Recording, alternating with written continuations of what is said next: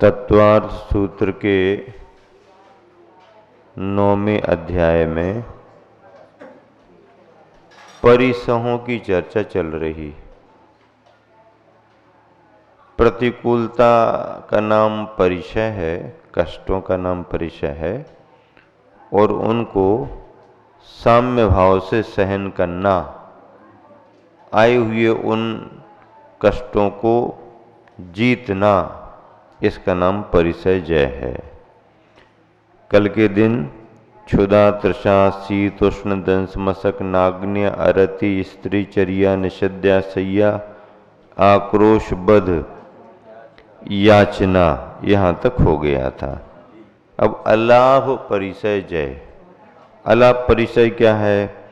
भिक्षा के प्राप्त नहीं होने पर भी संतोष धारण करना। चर्या करने को निकले हैं लेकिन योग नहीं बना, तो संतोष भाव के साथ में उस समय को निकालना। अलाभ देने वाला देना चाहता है, लेने वाला लेने के लिए निकला है, लेकिन लाभांतराय कर्म का उदय किसको है? लेने की जिसको इच्छा है, जो आहार करने के लिए निकला है, उसे आहार का योग न बने तो आहार संबंधी लाभांतराय कर्म का उदय उसका है। देने वाला देने के भाव रख रहा है, देने की ही तैयारी है, देने के भाव रखते हुए देने का योग नहीं बन रहा है, तो उसको दानांतराय, आहार संबंधी, आहार दान संबंधी अंतराय कर्म का उसका उदय है। कर्म के उदय होंगे, काम नहीं बनेगा। कर्म का क्षय उपशम होगा, काम अपने आप बन जाएगा। तो फिर जब कर्म के क्षय उपशम से ही होता तो अपन कुछ ना करें, बैठे रहे हाथ पर हाथ रख करके? नहीं। ये अब हमारे तो लाभांतराय कर्म का उदय चल रहा है। अब जब उदय ही चल रहा है तब काय को जाए आहार चर्या के लिए? तो कर्म का क्षय उपशम कब हो जाएगा तुमको क्या पता? तप के रूप में उपवास आदि करके बैठना तो बैठो। तो ये तो हो गया इनका। अब वो सोचे 2-4 दिन हो गए, देने का भाव है, योग नहीं बन रहा, अपने दानांतराय कर्म का उदय है, अब अभी छोड़ ही दो। तो छोड़ दोगे तो कर्म तो चलेगा, कर्म कब बदल जाएगा पता नहीं। प्रयास करते रहो, प्रयास करते रहो। तो कोई ये सोच लेता है कि अब हमने भावना तो भाई आहार हो जाए, लेकिन आहार नहीं हो पाए, तो कोई ऐसा कहने लगते कि हमारे तो पाप कर्म का उदय चल रहा है। क्या? पाप कर्म का उदय चल रहा है। तो हालांकि व्याख्या में ये बात सही है, क्योंकि अंतराय कर्म पापी कर्म तो है, घातिया कर्म सारे पाप प्रकृति वाले हैं। तो पाप प्रकृति वाला कर्म है तो पाप कर्म कह दिया तो कह दिया, लेकिन ऐसा पाप कर्म नहीं है कि बिल्कुल भी कुछ भी ना हो। तो हम तो यही मान के चल रहे कि हमारे पाप कर्म का उदय है, तभी तो महाराज जी के आहार नहीं हो रहे। नहीं, पाप कर्म का उदय मत मानो, तो फिर आहार क्यों नहीं हो रहे? ऐसा मानो पाप कर्म का उदय नहीं है। पाप कर्म का उदय होता तो चौका लग ही नहीं पाता, लगाने के भाव ही नहीं हो पाते, देने के भाव ही नहीं होते। लेकिन भाव हुए हैं, चर्या पूरी अपने तरीके से श्रावक ने की है, तो पाप कर्म का उदय नहीं तो क्या है? पुण्य में अभी थोड़ी कमी है, पुण्य अभी पतला है। क्या है? पुण्य पतला है। तो अब क्या करना फिर? अब क्या करना? हाँ, पतले दूध को गाढ़ा कैसे करते हो?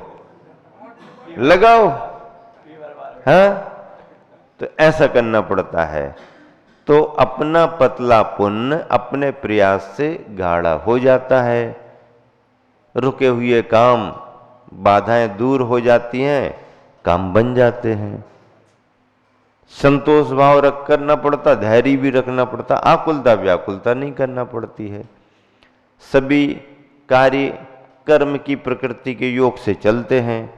हाँ ठीक है, अच्छा, तो कोई ये ना सोचे कि हमारा पाप कर्म का उदय हो तो योग ही ना बने, भाव ही ना हो, तो फिर क्यों नहीं हो पा रहे? पुण्य का उदय है तभी तो तुम्हारे भाव बने, इतनी तैयारी की, तो पुण्य का उदय है तो फिर क्यों नहीं हो रहे? पुण्य का उदय तो है लेकिन अभी थोड़ा पतला वाला पुण्य है। हाँ, तो गाढ़ा करो।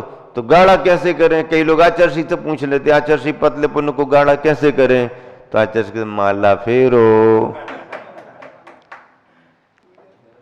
है माला फेरो, स्वाध्याय करो, जाप दो, शांति रखो, धैर्य रखो। हाँ, ये सब अपने पुण्य को गाढ़ा करने के उपाय हैं। अलाभ, भिक्षा के प्राप्त नहीं होने पर भी संतोष धारण करना अलाभ परिचय। रोग, अनेक रोग होने पर भी उसकी वेदना को शांत भाव से सह लेना रोग परिचय जय है। तृण स्पर्श, चलते समय पगों में, पैरों में तृण, कंटक वगैरह के चुभ जाने से उत्पन्न हुए दुख को सहना तृण स्पर्श परिचय जय है। क्या? चलते समय पगों में तृण, कंटक आदि आदि रास्ते में चुभते रहते हैं, कांटे कंकर, उनके चुभ जाने से उत्पन्न हुए दुख को, हाँ, उस प्रतिकूलता को सहना तृण स्पर्श संबंधी परिसह जय है। 28 मूल गुणों में नियम संयम धर्म तो है ही, वैज्ञानिक तथ्य भी बहुत से हैं, तभी तो इतने लंबे समय तक ये चर्या चली आ रही, हर प्रदेश में चली आ रही, हर मौसम में चली आ रही, हर उम्र में चली आ रही, कहीं कोई बाधा नहीं। इतने लंबे हजारों लाखों करोड़ों वर्षों से चली आ रही, कोई बाधा नहीं। मौसम कैसा भी रहे, उम्र कितनी भी हो, जो निर्धारित कर दी 8 वर्ष अंतर मुहूर्त से ऊपर लेकर के, और कैसा भी कर सकता, सर्दी गर्मी शरीर ढल जाते हैं। तो ये चर्या सभी बनाई गई हैं। प्रकृति में देखो, जितने भी और भी जीव रहते हैं जो वस्त्रों का उपयोग नहीं करते हैं, उनको नहाने वहाने की जरूरत नहीं। हाँ, वो यदि स्नान करने लगे तो अस्वस्थ हो जाएंगे, उनको प्रकृति में नहीं चाहिए, उनको प्रकृति से मिल रहा है। और ये ग्रस्त कपड़े पहनते हैं, पसीना, तो उनको स्नान करने की जरूरत है, शुद्धि का उनका मार्ग है। लेकिन मुनिजनों को धार्मिक रूप में, अहिंसा के रूप में क्या कहा गया? अब स्नान करो, पानी लाओ, खूब सारा पानी लाओ, ठंडा नहीं प्रासुप करो, ये करो वो करो, फिर अकेले पानी से काम नहीं चलेगा, आप लोग भी तो कुछ कुछ लगाते रहते हो, साबुन वगैरह वो भी तो लाओ, वो भी तो रखो। अब ये सस्ती वाली नहीं, थोड़ी अच्छी वाली महंगी वाली लाओ ना, और नई कंपनी की जो विज्ञापन निकलता है ना वो वाली, ये सब चीजें फिर चलती रहती हैं। तो नहीं, जल कायक जीवों की हिंसा से बचने के लिए स्नान न करना तथा अपने मलिन शरीर को देखकर अब स्नान नहीं करेंगे तो शरीर में रूखापन, फिर दूसरा प्रकृति विरुद्धता कुछ लगती है, तो उसको ठीक है सहन करना। मल परिचय जय है। एक बार ऐसा हुआ, सन 1984 का लास्ट समय चल रहा था। नवंबर दिसंबर जो भी था, नवंबर ही था, दीपावली के बाद। और देश में उस समय एक घटना घट गई थी। प्राइम मिनिस्टर इंदिरा गांधी थी और उनकी वो घटना घट गई, उनके अंगरक्षकों ने उनको मार दिया। तो पूरे देश में हाँ दंगे भी हो गए और कर्फ्यू भी लग गया। तो हम लोग भी मड़िया जी में फंस गए। चतुर्मास चल ही रहा था, बिहार हुआ नहीं और मड़िया जी में थे, तो कर्फ्यू पूरे देश में। अब मड़िया जी से बाहर आना जाना बंद, श्रावकों का भी आना जाना बंद, जो अंदर सो अंदर, बाहर सो बाहर। विशेष परमिशन पास से कोई आ जाए चले जाएं वो थोड़ी बात अलग रहती थी, प्रामाणिकता, लेकिन ऐसे आना जाना बंद। आचार्य भी कहने लगे अब देखो इतना सब हो रहा, अब तो यहीं पर कुछ समय निकालना। चतुर्मास के बाद भी रुके रहे, कर्फ्यू लगा। तो हाईवे है पूरा, नागपुर हाईवे बनारस, तो सामने सामने मिलिट्री के लोग खड़े रहते थे, उनके ऑफिसर भी आते रहते थे। तो उनको ये सब अंदर अंदर ये क्या चलता है, ये बाबा जी वगैरह निकलते हैं, ये नमोस्तु करते हैं, ये क्या होता है इनका, ये कौन जैन समाज है, उनको परिचय दिया गया लोगों ने। अच्छा ये कुछ होता, उन्होंने मिलने की जिज्ञासा रखी और जानकारी ले ली कि तुम्हारे महाराज जी क्या करते, कैसा करते। कमेटी वालों ने बताया। अब जब ड्यूटी ही लगी है तो परिचय हो ही जाता आमने सामने। उन्होंने समय मांगा, आचार्य ने कह दिया आने दो उनको। तो आहार के बाद ठंड का समय शुरू हो गया। आचार्य आहार के बाद छत पर बैठते थे। छत पर बैठते तो धूप ऊप में पसीना वगैरह आता था, और ठंड में क्या होता अक्सर करके, गर्मी में पसीना आता है तो शरीर पर से जो भी मैल वगैरह वो सब निकल जाता, और ठंड में क्या होता है, ठंड में जमता है, रूखापन भी आता है और पकड़ भी रहती है, जमता है। तो आचार्य को सब ये लगा हुआ था। आहार के बाद धूप में बैठे थे तो पसीना भी आ रहा था। अब वो आए सभी, उन्होंने अपने औपचारिक विनय करी, बैठ गए, बातचीत करने लगे। और फिर चर्चा करते करते उन्होंने कहा गुरुदेव हम कुछ आपसे पूछ सकते हैं, हमारी जिज्ञासाएं हैं। आचार्य ने कहा पूछ लो।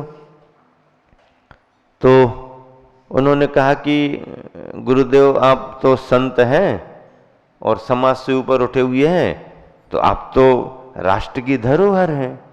तो आचार्य कुछ नहीं बोले। फिर बोले आचार्य आप राष्ट्र की धरोहर हैं तो आपका शरीर सुरक्षित रहना चाहिए। तो असुरक्षा की क्या बात है भाई, सुरक्षित तो है, स्वस्थ हैं, सुरक्षित हैं। बोले नहीं मैं ये कहना चाहता हूँ कि आपकी चर्या के बारे में मैंने जानकारी ली, तो ये आपके श्रद्धालु श्रावकों ने बताया कि हमारे गुरुदेव एक बार आहार करते, पैदल चलते, केसुलंच करते, और उन्होंने ये भी कहा कि वो स्नान नहीं करते हैं। तो स्नान नहीं करते हैं तो आपको तो स्नान करना चाहिए ना, आप स्वस्थ रहेंगे, अच्छा रहेगा, आप राष्ट्रीय धरोहर हैं, ऐसा कहने लगा। अच्छा खुश होकर के तो हमारा ये निवेदन है कि आपको स्नान करना चाहिए। तो आचार्य कहने लगे आपको, आपसे किसने कहा कि हम स्नान नहीं करते? हाँ, आचार्य कहने लगे आपको किसने कह दिया कि हम स्नान नहीं करते? तो जितने कमेटी वाले थे हम ही ने तो कहा कि आचार्य हमारे महाराज जी स्नान नहीं करते हैं, जैन गुरु हैं, ये हैं वो हैं। और आचार्य कह रहे किसने कहा कि हम स्नान नहीं करते? उसने देखे इन लोगों ने बताया कि स्नान नहीं करते। अब वो एकदम बिल्कुल सन रह गए। आचार्य हाँ सही तो बताया हमने कि आप स्नान नहीं करते। अरे बोले नहीं नहीं तुमको क्या पता है, हम स्नान करते हैं। अब आचार्य कह रहे हम स्नान करते हैं, हाँ, और तुम लोग तो एक बार स्नान करते हैं, हम दो दो बार स्नान करते हैं, दो दो बार स्नान करते हैं। बोले हाँ, आप लोग कैसे स्नान करते हो? पानी लगाते हो, साबुन लगाते हो, सनलाइट वाली लाओ, ये लाओ वो लाओ। तो बोले आप इस सनलाइट से स्नान करते हो? हम देखो सूर्य सनलाइट बैठे हैं ना, हाँ धूप लग रही है, पसीना आ रहा है, हो गया काम। आप उस सनलाइट से स्नान करते हो, हम इस सनलाइट से स्नान करते हैं। और सुनो आप तो केवल सनलाइट से ही स्नान करते हो, मैं रात में मूनलाइट से भी स्नान करता हूं। हाँ, ध्यान में सामयिक में जब मन होता है, आसमान के नीचे खुले चंद्रमा के मूनलाइट से स्नान हो जाता है। दिन में सनलाइट, सूरज की धूप में बैठ जाओ, हो गया। तो हंसने लगे सब लोग। तो बोले नहीं नहीं, हमने तो सुना। हाँ, बोले वो सुना है, वो सही है। जैसे आप लोग स्नान करते हो जल से, हम वैसा स्नान नहीं करते हैं, लेकिन हमारा आध्यात्मिक स्नान है, हमारी तपस्या का स्नान है। और मुनियों की चर्या में योग धारण, धूप में बैठ सकते हैं, ठंडी में बैठ सकते हैं। तो ये दो दो स्नान ही तो है, और क्या है, ऐसा आचार्य ने कहा। फिर कुछ समय बाद कर्फ्यू में ढिलाई हो गई, फिर बिहार हुआ। आचार्य के पनागर गए थे मड़िया जी से, लेकिन उस समय देश में बड़ी स्थिति खराब हो गई थी, दंगे हो गए। सत्कार पुरस्कार, सत्कार पुरस्कार अपने में गुणों की अधिकता होने पर भी, अपने में गुणों की अधिकता होने पर भी यदि कोई सत्कार पुरस्कार नहीं करे तो चित्त में कलुषता नहीं आने देना। सत्कार पुरस्कार है, अपन में योग्यता है, गुणवान है, जनमानस अपन को अच्छा मानता है क्योंकि अपने पास में कुछ योग्यताएं, कलाएं हैं, क्षमताएं हैं। लेकिन इसके बाद भी उस योग्यता के अनुसार कोई आदर सत्कार ना मिले, मान सम्मान ना दे, तो अब मन में आएगा। तो एक आध दो व्यक्ति ना दें तो ये लगता है ये तो हमारे प्रति अच्छा भाव नहीं रखता है, अब कोई पुराने कर्म का उदय है, ये तो दुनिया तो हमारे पीछे लगी और ये कहता है ये सब बेकार है, जमता ही नहीं है। तो एक आध व्यक्ति यदि कुछ कहे, दो चार कह दे, तो भाई वो ग्रुप में अपने से अच्छा भाव नहीं रखते, इसलिए वो हमको आदर सत्कार बहुमान नहीं देते हैं। लेकिन जो भी मिलते हैं वही भी हमको कुछ नहीं करते हैं, हमारी तरफ ध्यान ही नहीं जाता है। तो फिर उसको लगने लगेगा कि क्या बात है, ऐसा क्यों, योग्यता होने पर भी तो उसका वैसा कर्म का योग है और उसके कर्म के योग से लोगों में वो चीज नहीं आ पा रही है। तो इसको क्या करें, ऐसा होने पर भी अपने चित्त में कलुषता नहीं आने देना। कर्म के सिद्धांत को समझना और उस कर्म के उदय को शांत भाव से सहना, हंस करके टाल देना, बहुत बड़ी बात है, सामान्य बात नहीं है।